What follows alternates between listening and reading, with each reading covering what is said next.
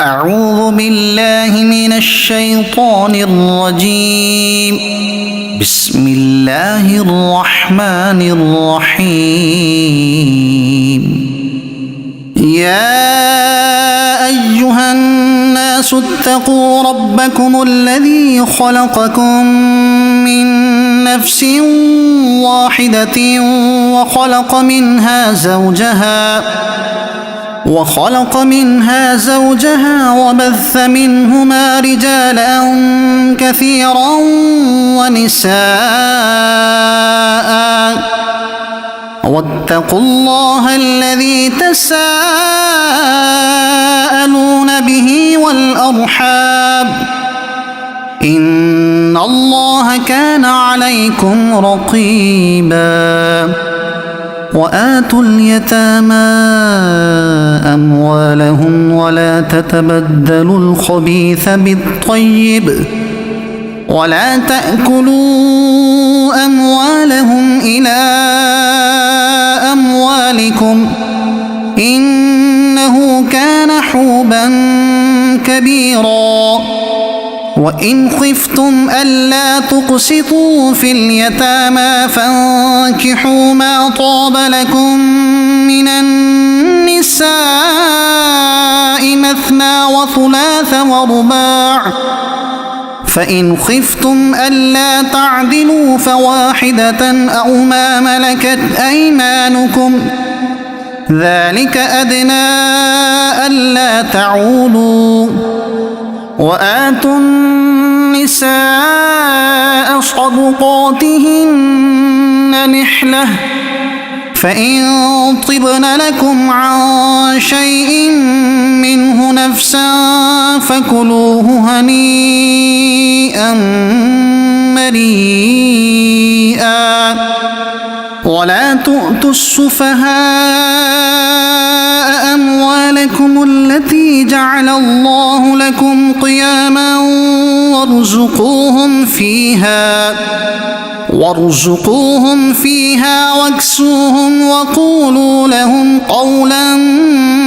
معروفا. وابتلوا اليتامى حتى إذا بلغوا النكاح فإن آنستم منهم رشدا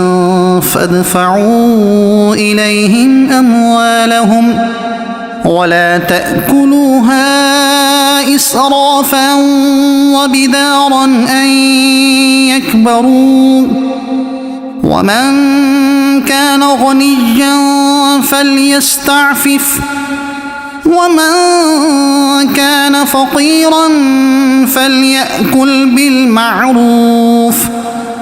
فإذا دفعتم إليهم أموالهم فأشهدوا عليهم وكفى بالله حسيبا. للرجال نصيب مما ترك الوالدان والأقربون وللنساء نصيب مما ترك الوالدان والأقربون مما قل منه أو كثر نصيبا مفروضا. وإذا حضر القسمة أولو القربى واليتامى والمساكين فارزقوهم منه وقولوا لهم قولا معروفا. وليخشى الذين لو تركوا من خلفهم ذرية ضعافا خافوا عليهم فليتقوا الله وليقولوا قولا سديدا. إن الذين يأكلون أموال اليتامى ظلما إنما يأكلون في بطونهم نارا وسيصلون سعيرا. يوصيكم الله في أولادكم للذكر مثل حظ الأنثيين فإن كن نساء فوق 2 فلهن ثلثا ما ترك، وإن كانت واحدة فلها النصف، ولأبويه لكل واحد منهما السدس مما ترك إن كان له ولد، فإن لم يكن له ولد وورثه أبواه فلأمه الثلث، فإن كان له إخوة فلأمه السدس من بعد وصية يوصي بها أو دين. آباؤكم وأبناؤكم لا تدرون أيهم أقرب لكم نفعا، فريضة من الله، إن الله كان عليما حكيما. ولكم نصف ما ترك أزواجكم إن لم يكن لهن ولد، فإن كان لهن ولد فلكم الربع مما تركن من بعد وصية يوصين بها أو دين، ولهن الربع مما تركتم إن لم يكن لكم ولد، فإن كان لكم ولد فلهن الثمن مما تركتم من بعد وصية توصون بها أو دين. وإن كان رجل يورث كلالة أو امرأة وله أخ أو أخت فلكل واحد منهما السدس، فإن كانوا أكثر من ذلك فهم شركاء في الثلث من بعد وصية يوصى بها أو دين، من بعد وصية يوصى بها أو دين غير مضار، وصية من الله، والله عليم حليم. تلك حدود الله، ومن يطع الله ورسوله يدخله جنات تجري من تحتها الأنهار خالدين فيها، وذلك الفوز العظيم. ومن يعص الله ورسوله ويتعد حدوده يدخله نارا خالدا فيها وله عذاب مهين. واللاتي يأتين الفاحشة من نسائكم فاستشهدوا عليهن 4 منكم، فإن شهدوا فأمسكوهن في البيوت حتى يتوفاهن الموت أو يجعل الله لهن سبيلا. واللذان يأتيانها منكم فآذوهما، فإن تابا وأصلحا فأعرضوا عنهما، إن الله كان توابا رحيما. إنما التوبة على الله للذين يعملون السوء بجهالة ثم يتوبون من قريب فأولئك يتوب الله عليهم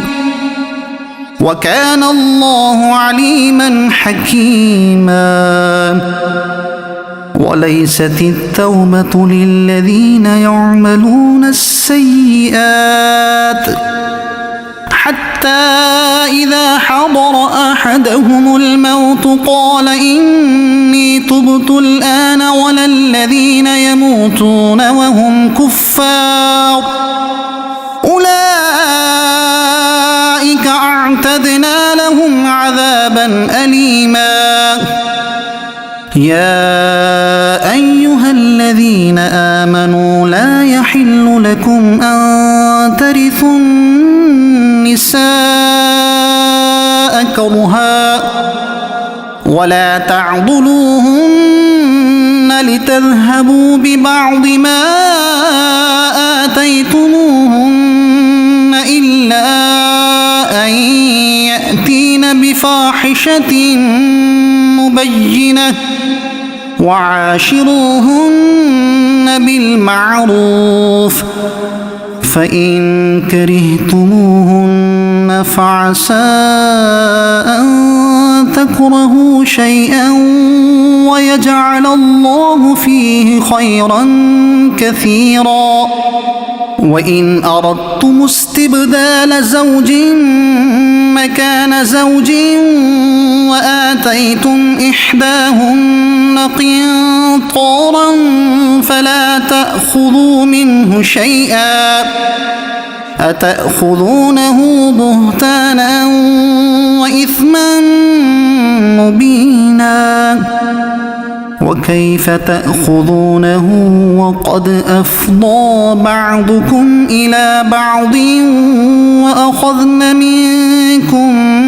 ميثاقا غليظا. ولا تنكحوا ما نكح آباؤكم من النساء إلا ما قد سلف إنه كان فاحشة ومقتا وساء سبيلا. حرمت عليكم أمهاتكم وبناتكم وأخواتكم وعماتكم وخالاتكم وبنات الأخ وبنات الأخت وأمهاتكم اللاتي أرضعنكم وأخواتكم من الرضاعة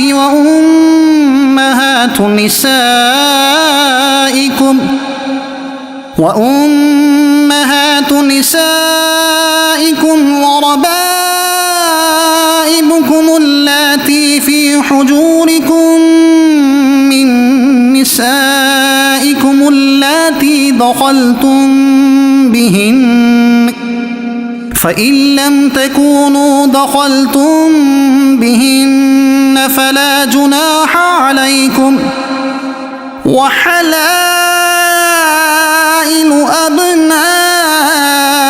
أبنائكم الذين من أصلابكم وأن تجمعوا بين الأختين إلا ما قد سلف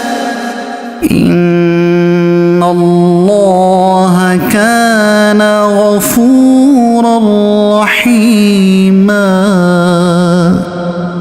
والمحصنات من النساء إلا ما ملكت أيمانكم كتاب الله عليكم وأحل لكم ما وراء ذلكم أن تبتغوا بأموالكم محصنين غير مسافحين فما استمتعتم به منهن فآتوهن أجورهن فريضة ولا جناح عليكم فيما تراضيتم به من بعد الفريضة إن الله كان عليما حكيما ومن لم يستطع منكم طولا أن ينكح المحصنات المؤمنات فمما ملكت أيمانكم من فتياتكم المؤمنات والله أعلم بإيمانكم بعضكم من بعض فانكحوهن بإذن أهلهن وآتوهن أجورهن بالمعروف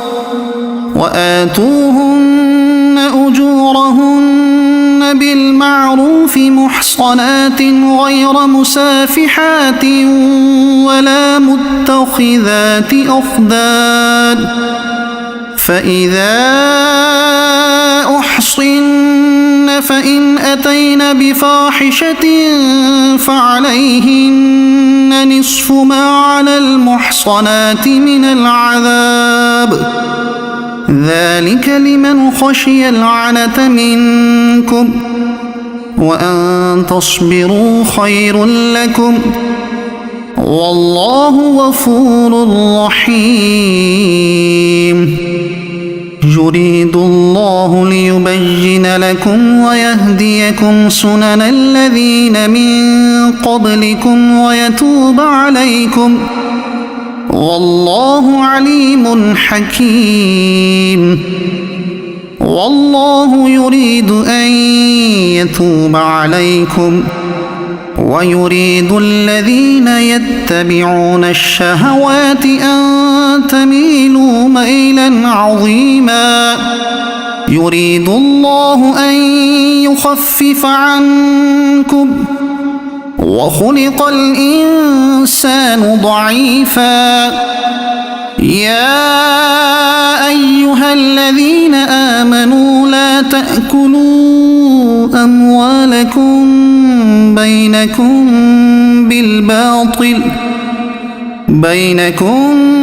بالباطل إلا أن تكون تجارة عن تراض منكم ولا تقتلوا أنفسكم إن الله كان بكم رحيما ومن يفعل ذلك عدوانا وظلما فسوف نصليه نارا وكان ذلك على الله يسيرا إن تجتنبوا كبائر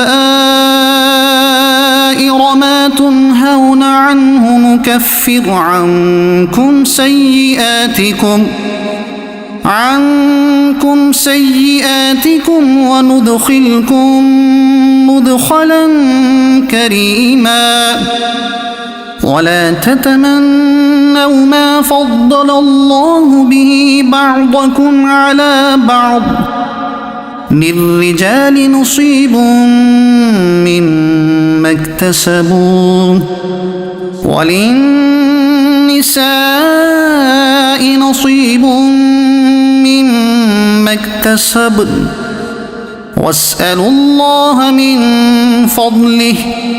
إن الله كان بكل شيء عليما ولكل جعلنا موالي مما ترك الوالدان والأقربون والذين عقدت أيمانكم فآتوهم نصيبهم إن الله كان على كل شيء شهيدا الرجال قوامون على النساء بما فضل الله بعضهم على بعض بعضهم على بعض وبما أنفقوا من أموالهم فالصالحات قانتات حافظات للغيب بما حفظ الله واللاتي تخافون نشوزهن فعظوهن واهجروهن في المضاجع واضربوهن فإن أطعنكم فلا تبغوا عليهن سبيلا إن الله كان عليا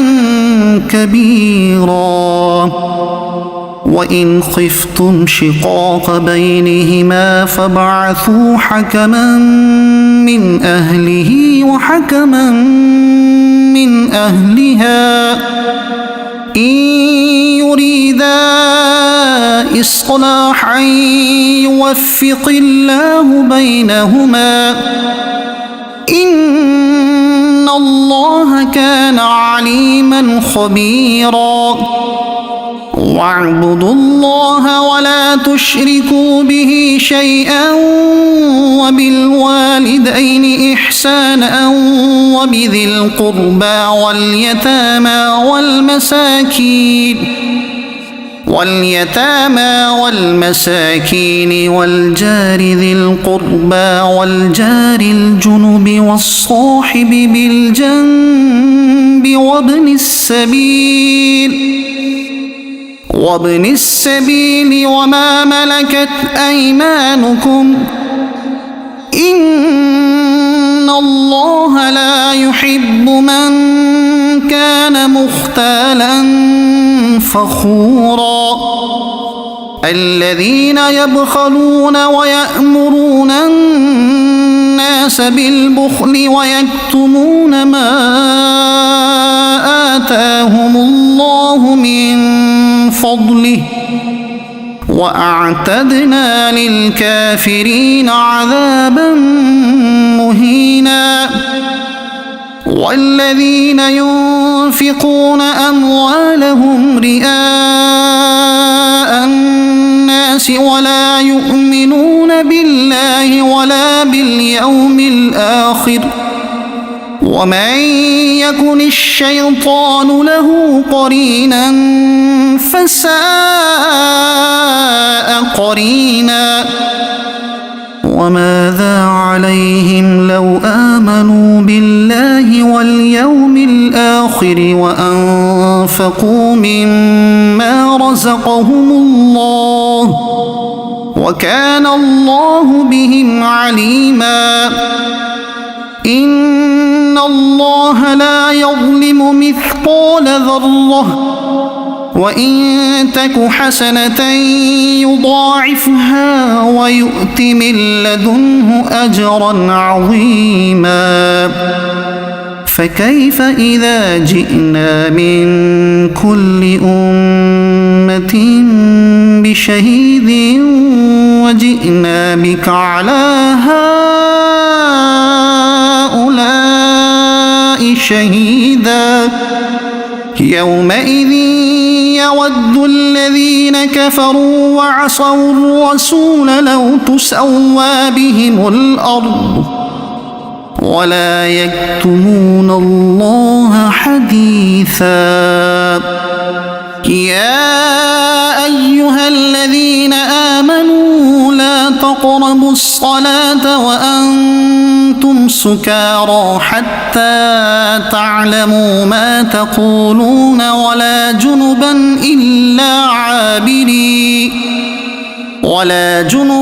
إلا عابري سبيل حتى تغتسلوا وإن كنتم مرضى أو على سفر أو جاء أحد منكم من الغائط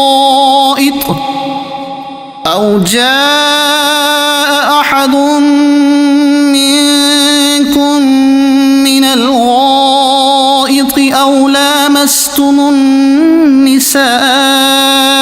فلم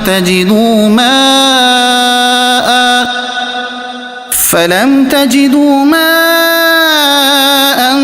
فتيمموا صعيدا طيبا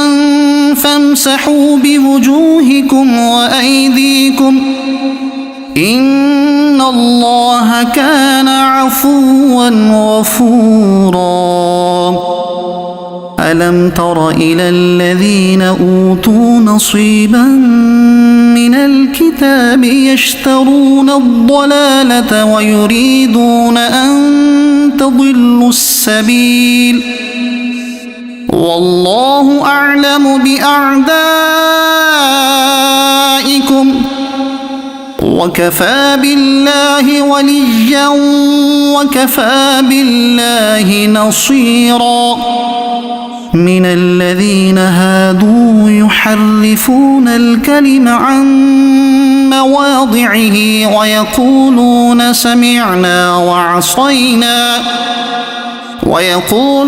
سمعنا وعصينا واسمع غير مسمع وراعنا لجا بألسنتهم وطعنا في الدين ولو أنهم قالوا سمعنا وأطعنا واسمع وانظرنا لكان خيرا لهم وأقوم ولكن لعنهم الله بكفرهم فلا يؤمنون إلا قليلا. يا أيها الذين أوتوا الكتاب آمنوا بما نزلنا مصدقا لما معكم من قبل أن نطمس وجوها فنردها على أدبارها أو نلعنهم كما لعنا أصحاب السبت وكان أمر الله مفعولا. إن الله لا يغفر أن يشرك به ويغفر ما دون ذلك لمن يشاء ومن يشرك بالله فقد افترى إثما عظيما. ألم تر إلى الذين يزكون أنفسهم بل الله يزكي من يشاء ولا يظلمون فتيلا. انظر كيف يفترون على الله الكذب وكفى به إثما مبينا. ألم تر إلى الذين أوتوا نصيبا من الكتاب يؤمنون بالجبت والطاغوت ويقولون للذين كفروا هؤلاء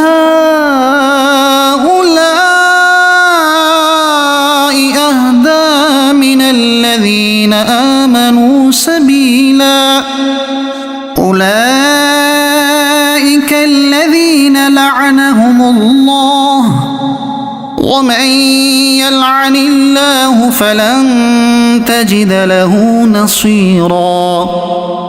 أم لهم نصيب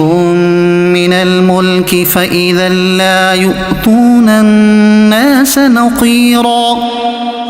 أم يحسدون الناس على ما آتاهم الله من فضله فقد آتينا آل إبراهيم الكتاب والحكمة وآتيناهم ملكا عظيما. فمنهم من آمن به ومنهم من صد عنه وكفى بجهنم سعيرا. إن الذين كفروا بآياتنا سوف نصليهم نارا كلما نضجت جلودهم بدلناهم جلودا غيرها ليذوقوا العذاب إن الله كان عزيزا حكيما والذين آمنوا وعملوا الصالحات سندخلهم جنات تجري من تحتها الأنهار خالدين فيها أبدا لهم فيها أزواج مطهرة وندخلهم ظلا ظليلا إن الله يأمركم أن تؤدوا الأمانات إلى أهلها وإذا حكمتم بين الناس أن تحكموا بالعدل إن الله نعم ما يعظكم به إن الله كان سميعا بصيرا يا أيها الذين آمنوا أطيعوا الله وأطيعوا الرسول وأولي الأمر منكم فإن تنازعتم في شيء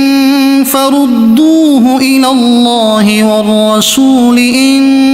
كنتم تؤمنون بالله واليوم الآخر ذلك خير وأحسن تأويلا ألم تر إلى الذين يزعمون أنهم آمنوا بما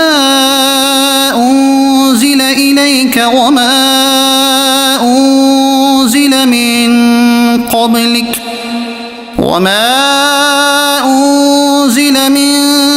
قبلك يريدون أن يتحاكموا إلى الطاغوت وقد أمروا أن يكفروا به ويريد الشيطان أن يضلهم ضلالا بعيدا وإذا قيل لهم تعالوا إلى ما أنزل الله وإلى الرسول رأيت المنافقين يصدون عنك صدودا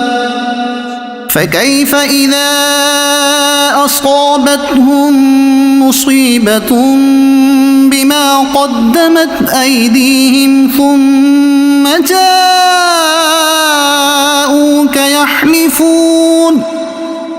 ثم جاءوك يحلفون بالله إن أردنا إلا إحسانا وتوفيقا أولئك الذين يعلم الله ما في قلوبهم فأعرض عنهم وعظهم وقل لهم في أنفسهم قولا بليغا وما أرسلنا من رسول إلا ليطاع بإذن الله ولو أنهم إذ ظلموا أنفسهم جاءوك فاستغفروا الله واستغفر لهم الرسول لوجدوا الله توابا رحيما فلا وربك لا يؤمنون حتى يحكموك فيما شجر بينهم ثم لا يجدوا في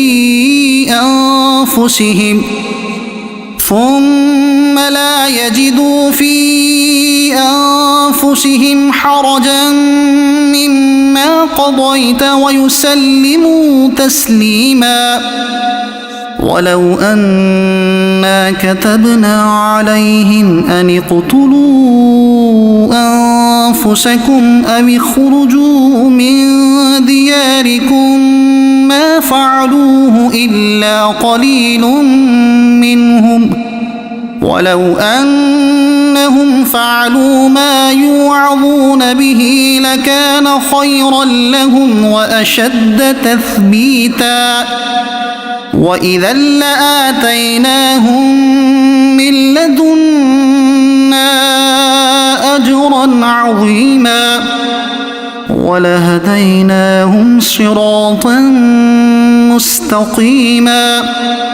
ومن يطع الله والرسول فأولئك مع الذين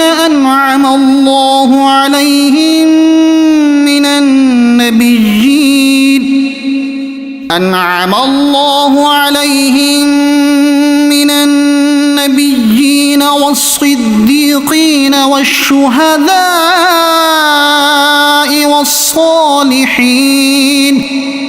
وحسن أولئك رفيقا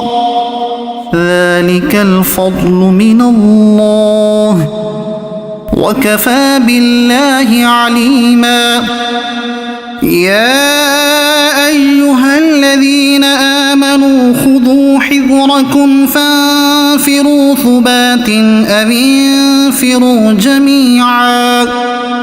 وإن منكم لمن ليبطئن فإن أصابتكم مصيبة قال قد أنعم الله علي إذ لم أكن معهم شهيدا ولئن أصابكم فضل من الله ليقولن كأن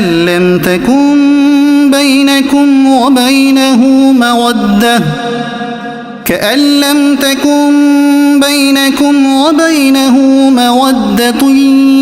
يا ليتني كنت معهم فأفوز فوزا عظيما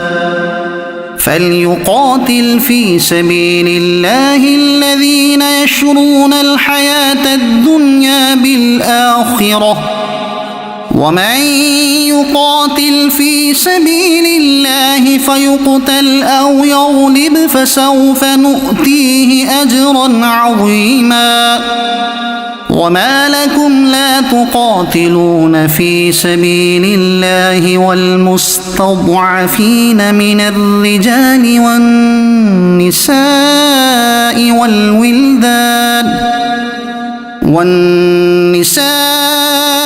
والولدان الذين يقولون ربنا أخرجنا من هذه القرية الظالم أهلها واجعل لنا من لدنك وليا واجعل لنا من لدنك نصيرا الذين آمنوا يقاتلون في سبيل الله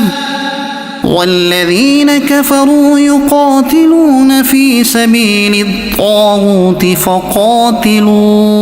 أولياء الشيطان إن كيد الشيطان كان ضعيفا ألم تر إلى الذين قيل لهم كفوا أيديكم وأقيموا الصلاة وآتوا الزكاة فلما كتب عليهم القتال إذا فريق منهم يخشون الناس كخشية الله أو أشد خشية وقالوا ربنا لم كتبت علينا القتال لولا أخرتنا إلى أجل قريب قل متاع الدنيا قليل والآخرة خير لمن اتقى ولا تظلمون فتيلا أينما تكونوا يدرككم الموت ولو كنتم في بروج مشيدة وإن تصبهم حسنة يقولوا هذه من عند الله وإن تصبهم سيئة يقولوا هذه من عندك قل كل من عند الله فما لهؤلاء القوم لا يكادون يفقهون حديثا ما أصابك من حسنة فمن الله وما أصابك من سيئة فمن نفسك وأرسلناك للناس رسولا وكفى بالله شهيدا من يطع الرسول فقد أطاع الله ومن تولى فما أرسلناك عليهم حفيظا ويقولون طاعة فإذا برزوا من عندك بيت طائفة منهم غير الذي تقول والله يكتب ما يبيتون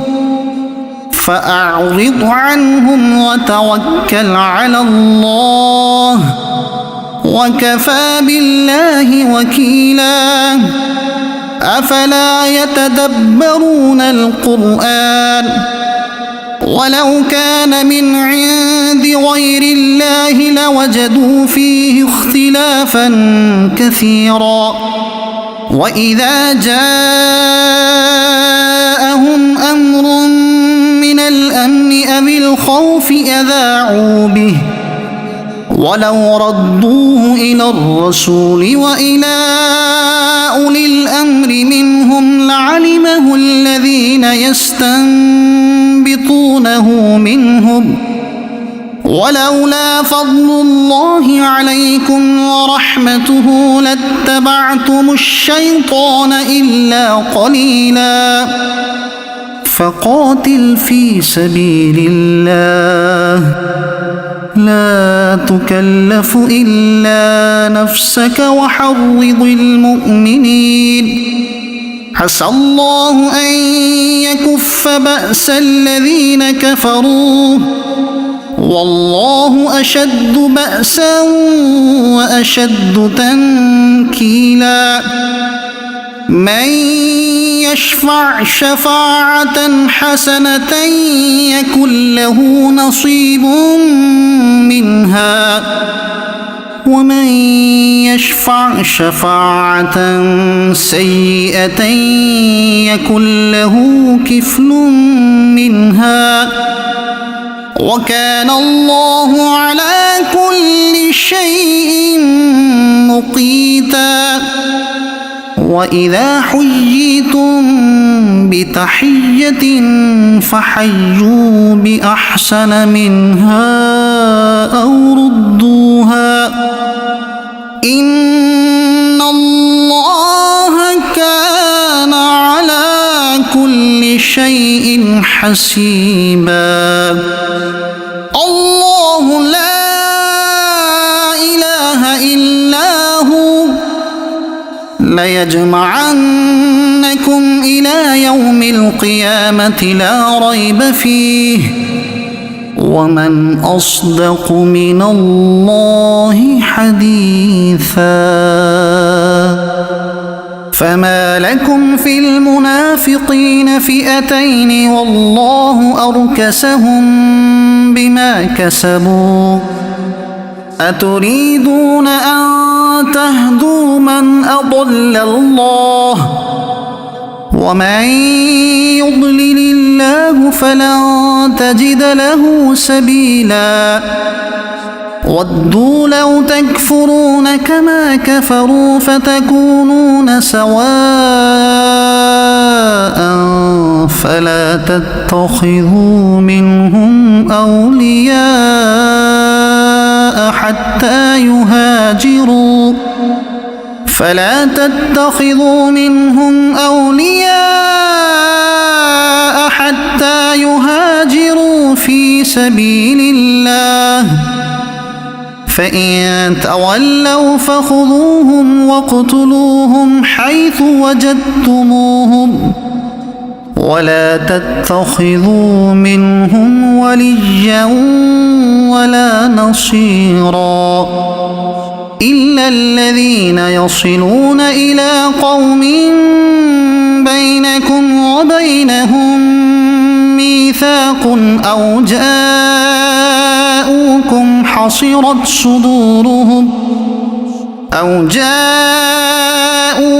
حصرت صدورهم أن يقاتلوكم أو يقاتلوا قومهم ولو شاء الله لسلطهم عليكم فلقاتلوكم فإن اعتزلوكم فلم يقاتلوكم وألقوا إليكم السلم فما جعل الله لكم عليهم سبيلا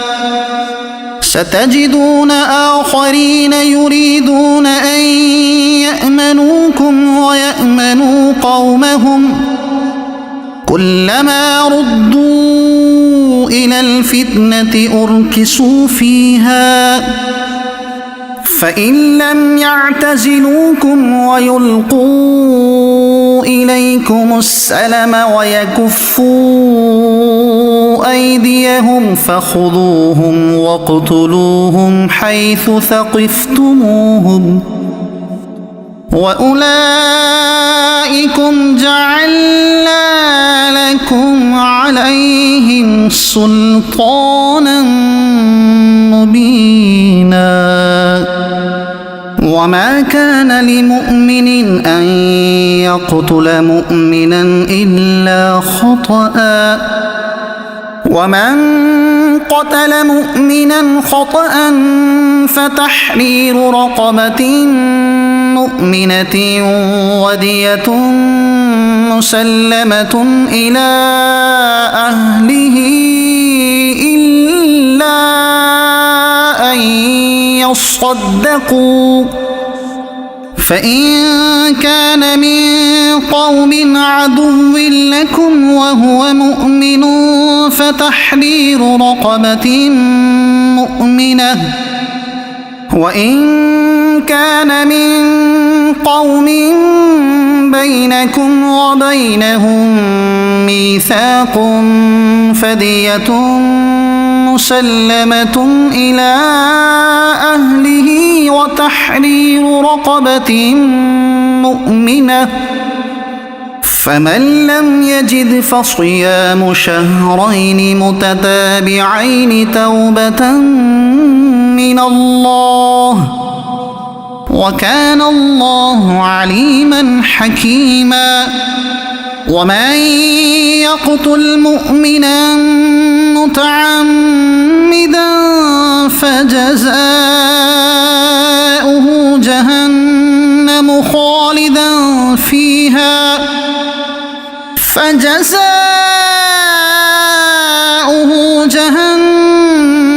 خالدا فيها وغضب الله عليه ولعنه وأعد له عذابا عظيما يا أيها الذين آمنوا إذا ضربتم في سبيل الله فتبينوا ولا تقولوا لمن ألقى إليكم السلام لست مؤمنا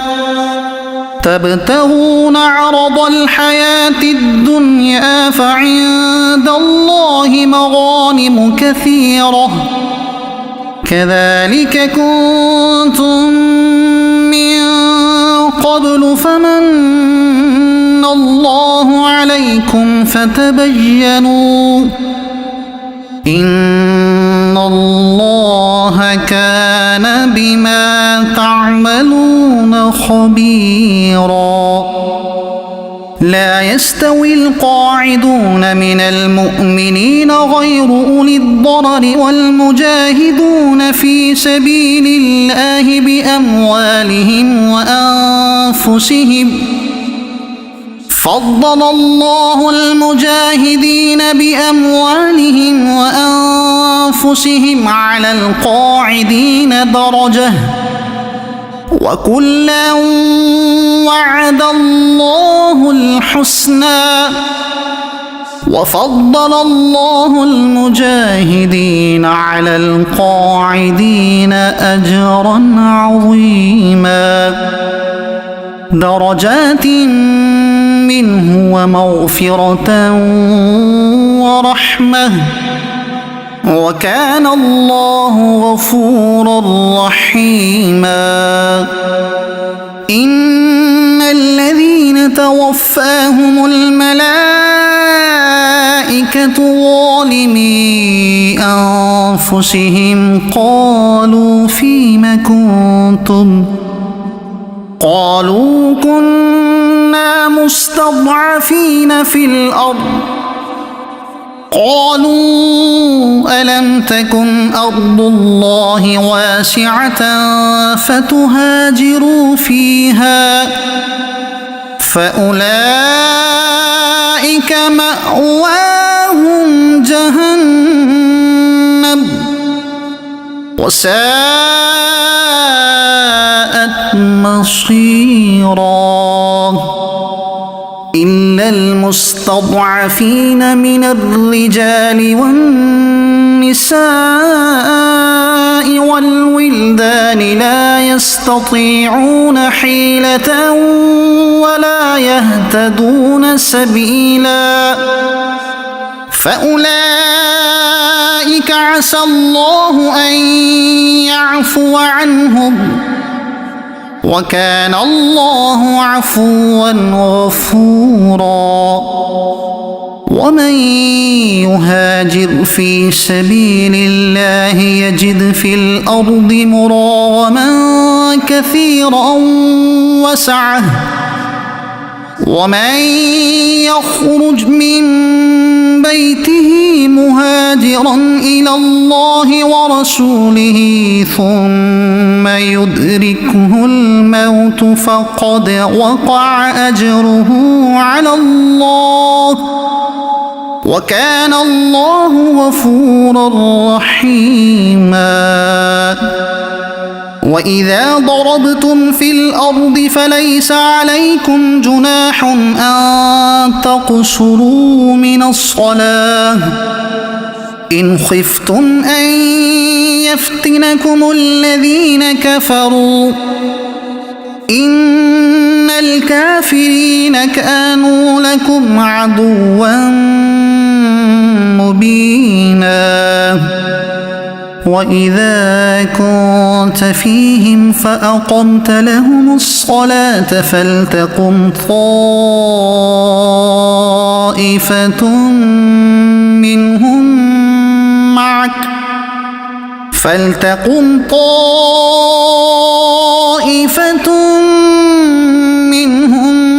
معك وليأخذوا أسلحتهم،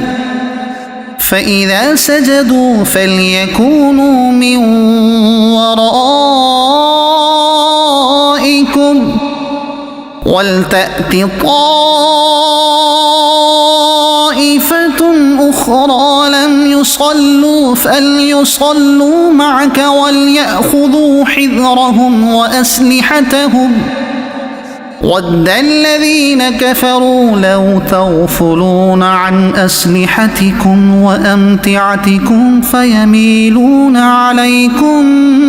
ميلة واحدة،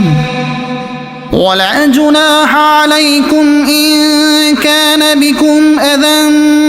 من مطر أو كنتم مرضى أن تضعوا أسلحتكم وخذوا حذركم إن الله أعد للكافرين عذابا مهينا فإذا قضيتم الصلاة فاذكروا الله قياما وقعودا وعلى جنوبكم فإذا اطمأننتم فأقيموا الصلاة إن الصلاة كانت على المؤمنين كتابا موقوتا ولا تهنوا في ابتغاء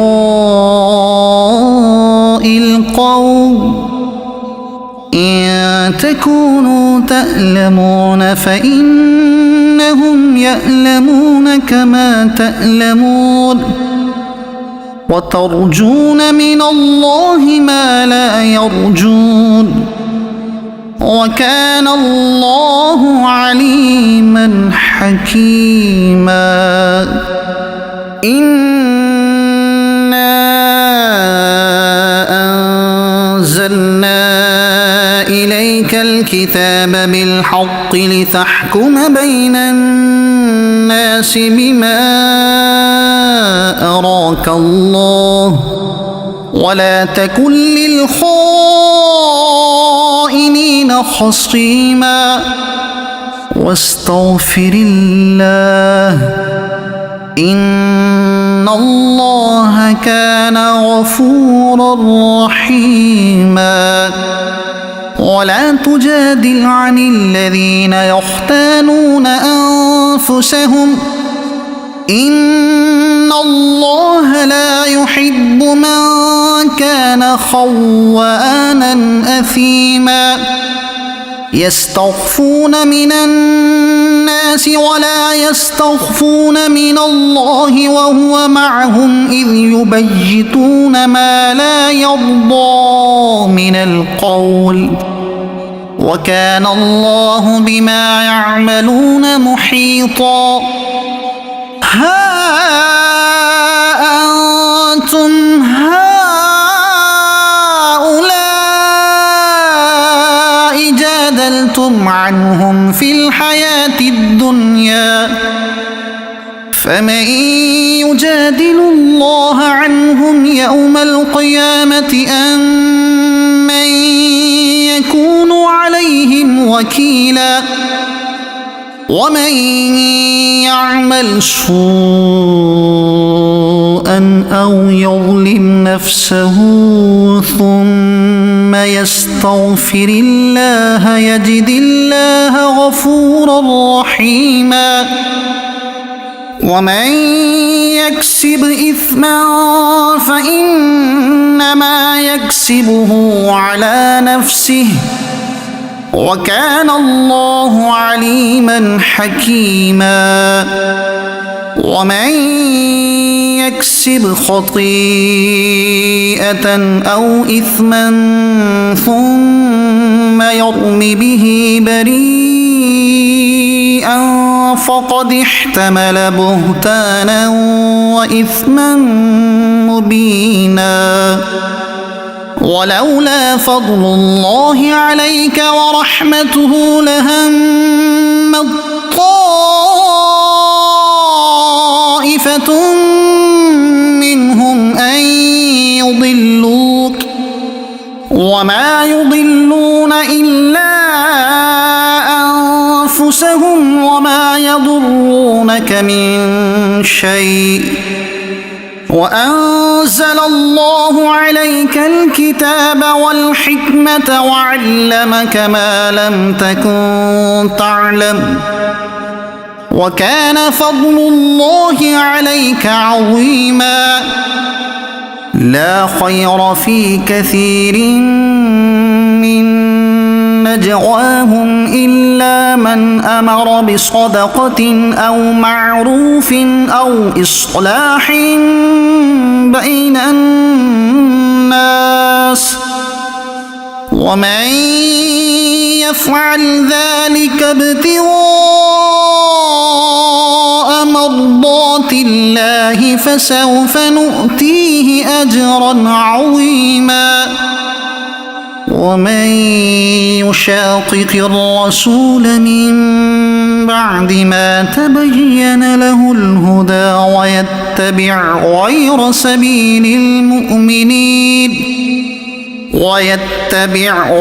سبيل المؤمنين نوله ما تولى ونصله جهنم وساءت مصيرا. إن الله لا يغفر أن يشرك به ويغفر ما دون ذلك لمن يشاء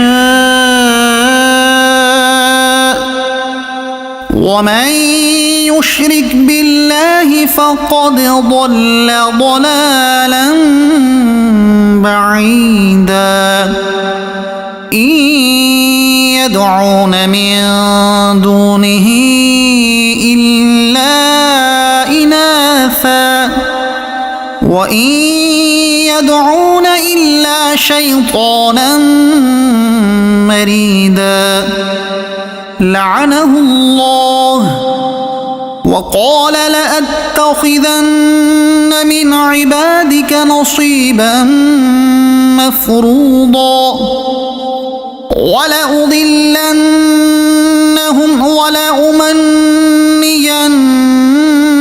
ولآمرنهم فليبتكن آذان الأنعام ولآمرنهم فليغيرن خلق الله ومن يتخذ الشيطان وليا من دون الله فقد خسر خسرانا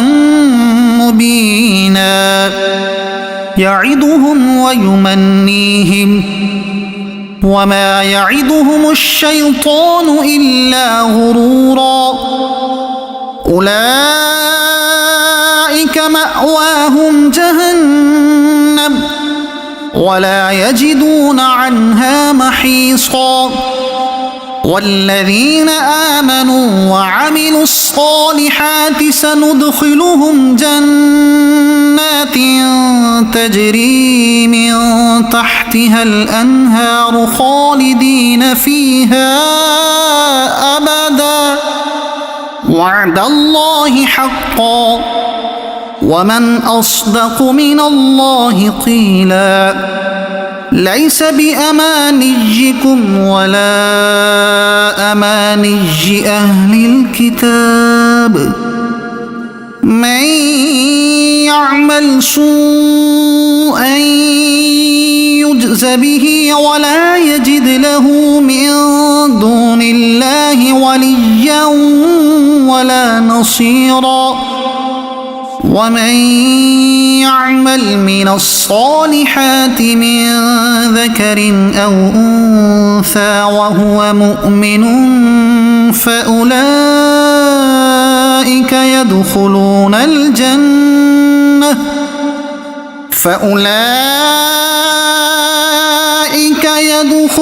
الجنة ولا يظلمون نقيرا. ومن أحسن دينا ممن أسلم وجهه لله وهو محسن واتبع ملة إبراهيم حنيفا واتخذ الله إبراهيم خليلا. ولله ما في السماوات وما في الأرض وكان الله بكل شيء محيطا. ويستفتونك في النساء قل الله يفتيكم فيهن وما يتلى عليكم في الكتاب عليكم في الكتاب في يتامى النساء اللاتي لا تؤتونهن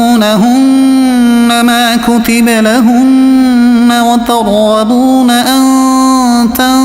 تنكحوهن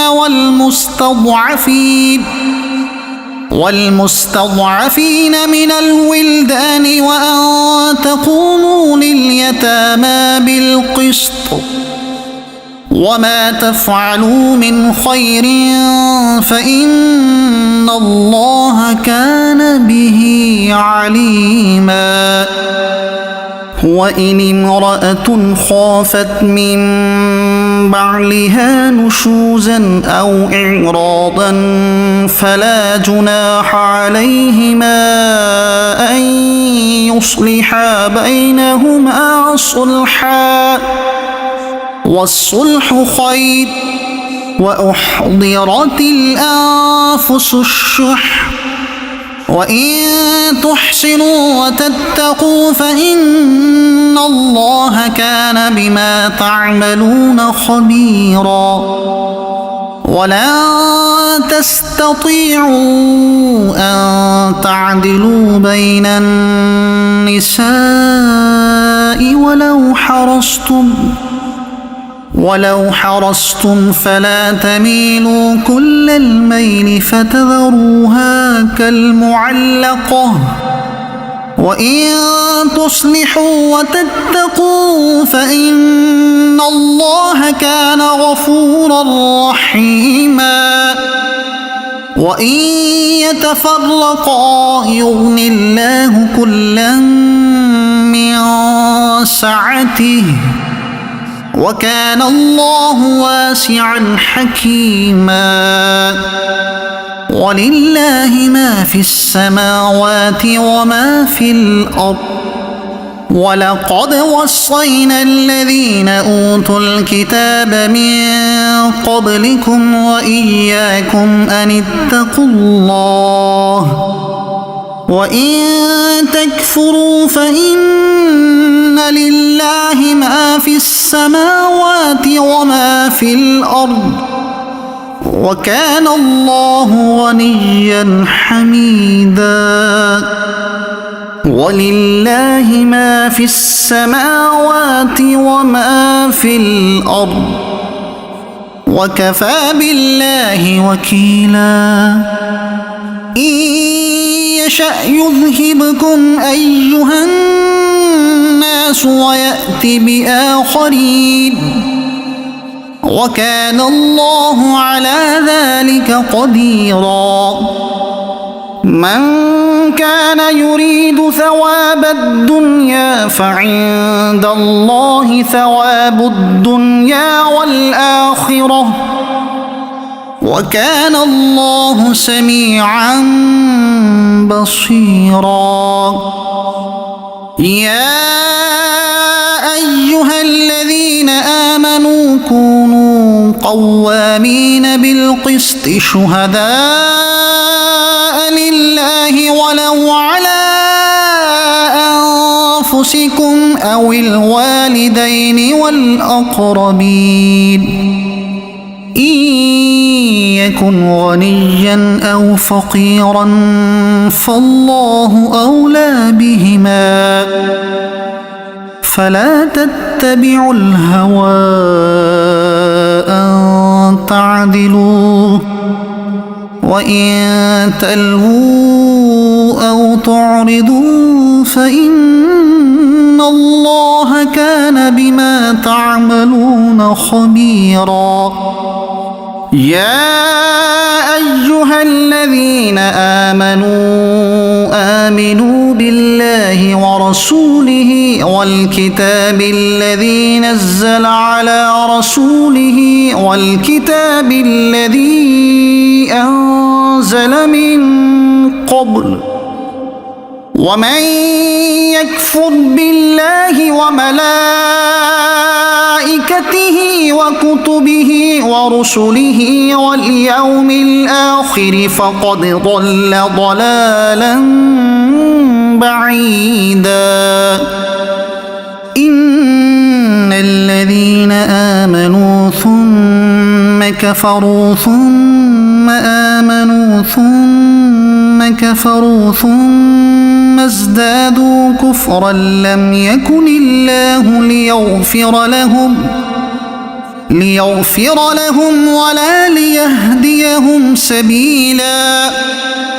بشر المنافقين بأن لهم عذابا أليما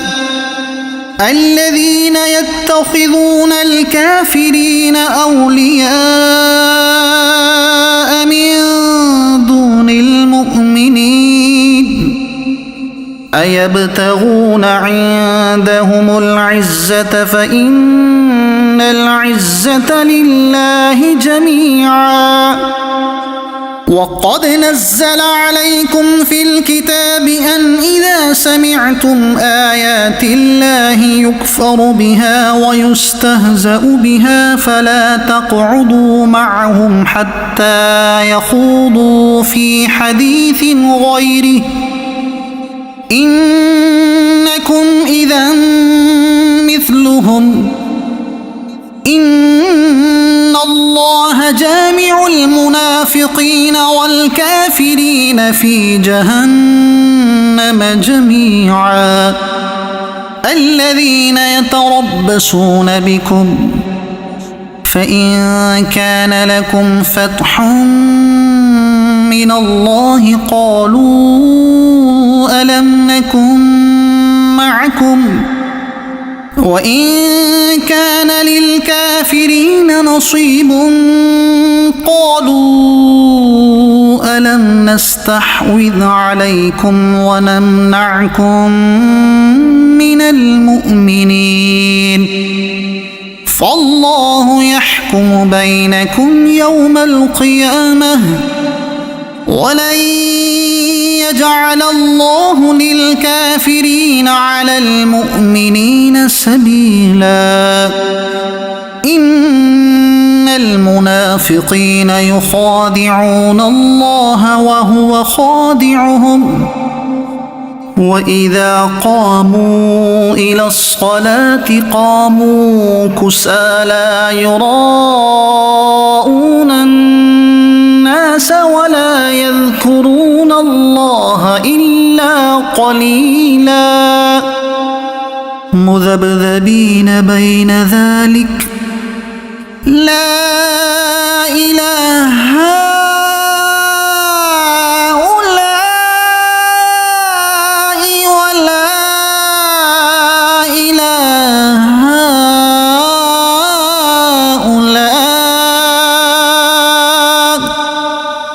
ومن يضلل الله فلن تجد له سبيلا يا أيها الذين آمنوا لا تتخذوا الكافرين أولياء من دون المؤمنين أتريدون أن تجعلوا لله عليكم سلطانا مبينا إن المنافقين في الدرك الأسفل من النار ولن تجد لهم نصيرا إلا الذين تابوا وأصلحوا واعتصموا بالله وأخلصوا دينهم لله فأولئك مع المؤمنين وسوف يؤتي الله المؤمنين أجرا عظيما ما يفعل الله بعذابكم إن شكرتم وآمنتم وكان الله شاكرا عليما لا يحب الله الجهر بالسوء من القول إلا من ظلم وكان الله سميعا عليما إن تبدوا خيرا أو تخفوه أو تعفوا عن سوء فإن الله كان عفوا قديرا. إن الذين يكفرون بالله ورسله ويريدون أن يفرقوا بين الله ورسله ويقولون نؤمن ببعض ونكفر ببعض ويريدون أن يتخذوا بين ذلك سبيلا أولئك هم الكافرون حقا وأعتدنا للكافرين عذابا مهينا. والذين آمنوا بالله ورسله ولم يفرقوا بين أحد منهم أولئك سوف يؤتيهم أجورهم وكان الله غفورا رحيما. يسألك أهل الكتاب أن تنزل عليهم كتابا من السماء فقد سألوا موسى أكبر من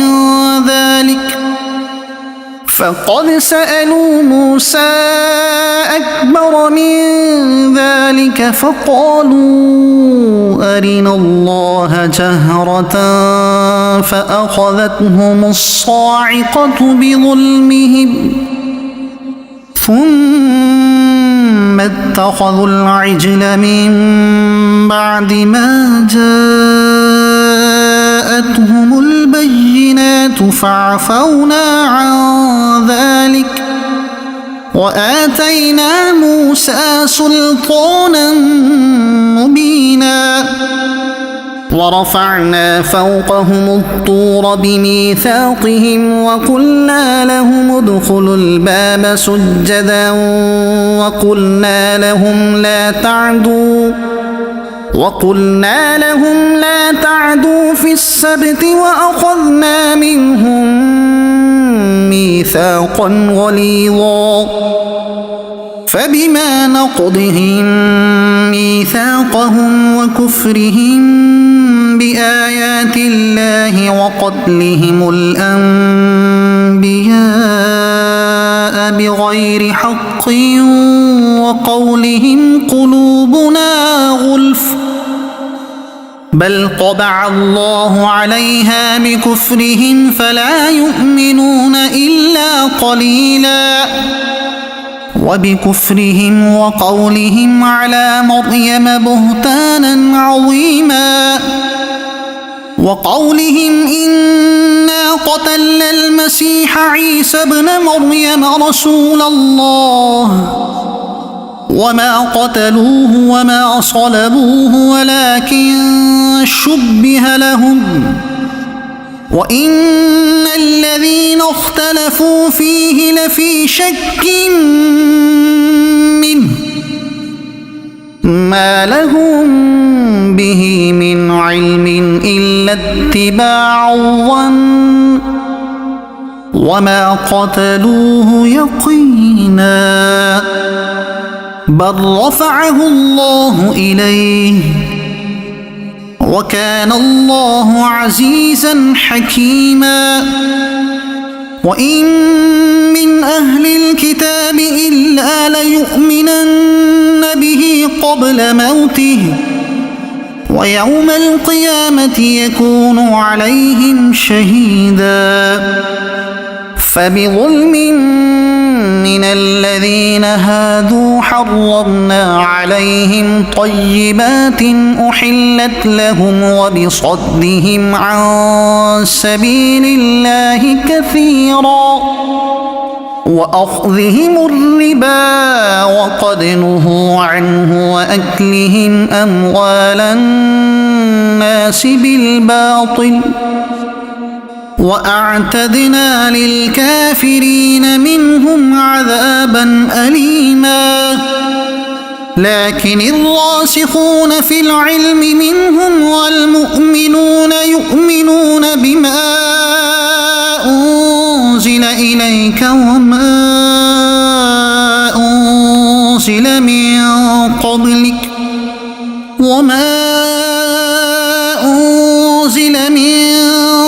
قبلك والمقيمين الصلاة والمؤتون الزكاة والمؤمنون بالله واليوم الآخر أولئك سنؤتيهم أجرا عظيما إنا أوحينا إليك كما أوحينا إلى نوح والنبيين من بعده وأوحينا إلى إبراهيم وإسماعيل وإسحاق ويعقوب والأسباط وعيسى وأيوب ويونس وهارون وسليمان وآتينا داود زبورا ورسلا قد قصصناهم عليك من قبل ورسلا لم نقصصهم عليك وكلم الله موسى تكليما رسلا مبشرين ومنذرين لئلا يكون للناس على الله حجة بعد الرسل وكان الله عزيزا حكيما لكن الله يشهد بما أنزل إليك أنزله بعلمه والملائكة يشهدون وكفى بالله شهيدا إن الذين كفروا وصدوا عن سبيل الله قد ضلوا ضلالا بعيدا إن الذين كفروا وظلموا لم يكن الله ليغفر لهم ولا ليهديهم طريقا إلا طريق جهنم خالدين فيها أبدا وكان ذلك على الله يسيرا يا أيها الناس قد جاءكم الرسول بالحق من ربكم فآمنوا خيرا لكم وإن تكفروا فإن لله ما في السماوات والأرض وكان الله عليما حكيما يا أهل الكتاب لا تغلوا في دينكم ولا تقولوا على الله إلا الحق إنما المسيح عيسى ابن مريم رسول الله وكلمته ألقاها إلى مريم وروح منه فآمنوا بالله ورسله ولا تقولوا ثلاثة انتهوا خيرا لكم إنما الله إله واحد سبحانه أن يكون له ولد له ما في السماوات وما في الأرض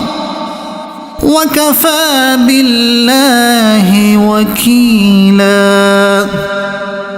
لن يستنكف المسيح أن يكون عبدا لله ولا الملائكة